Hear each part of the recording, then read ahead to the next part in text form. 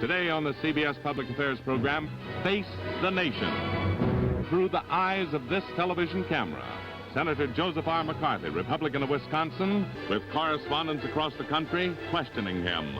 Live from Indianapolis, New York City, and also here in Washington. Here's the moderator of Face the Nation, Ted Koop. How do you do? And welcome to Face the Nation. Senator McCarthy, on the eve of this historic special session of the United States Senate, called to debate a motion to censor you, millions of Americans are wondering what it's all about. To direct their questions to you, our panel of newsmen is now assembled nearly halfway across the continent.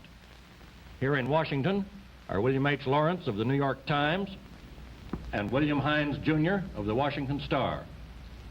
Standing by nearly 800 miles away in Indianapolis is Jep Cadieux, Indiana manager of International News Service, with a question of interest in the Midwest.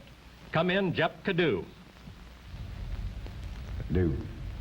Senator McCarthy, several weeks ago, you predicted that the United States Senate would censor you, and several days ago, Roy Cohn told us in Indianapolis that the cards were stacked against you. How do you feel about that now? And if you feel the same way, why, Senator? The Democrats, I believe, will go pretty much down the line on this. Then the so-called liberal, I put liberal in quote, Republicans will go along with them. I think they've got plenty of votes to do it. In fact, I was talking to one of my Democrat friends the other day. He told me very frankly he was going to vote for censure.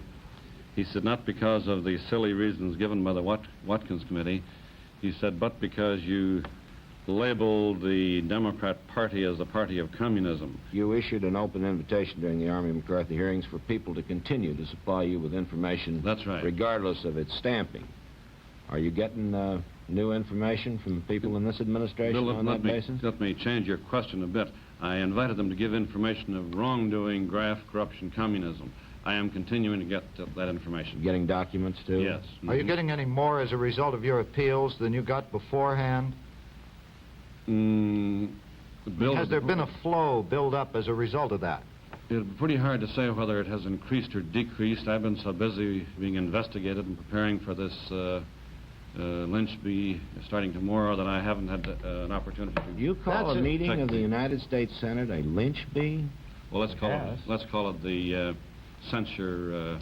No, but I'm interested in this, because the Senate's an institution of government. It's part of the Congress. Well, okay, let's answer it, Bill. Let's answer it, Bill. Let's do. There are a great number of the Democrats who have indicated in private conversations that they will censure McCarthy, not because of what is in the Watkins report, because of I've labeled them as the party of communism, even though I have always pointed out that there are millions of Democrats who are good, loyal Americans, and many office holders here in Washington who are anti-communist.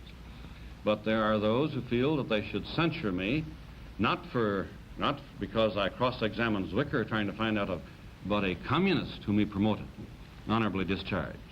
There are some Republicans who feel likewise. Now, I consider that, yes, that's a lynching bee. Well, this is an orderly assembly. When they're not basing their vote upon the counts set forth, when they base their vote upon political reasons, when they say ahead of time, in effect, regardless of what the evidence says, this man has been fighting communism. He's been showing that over 20 years the Democrat Party has been infiltrated. Therefore, we're going to get him. Well, now, Senator... I think a lynching bee is a good name for it, Bill. Senator...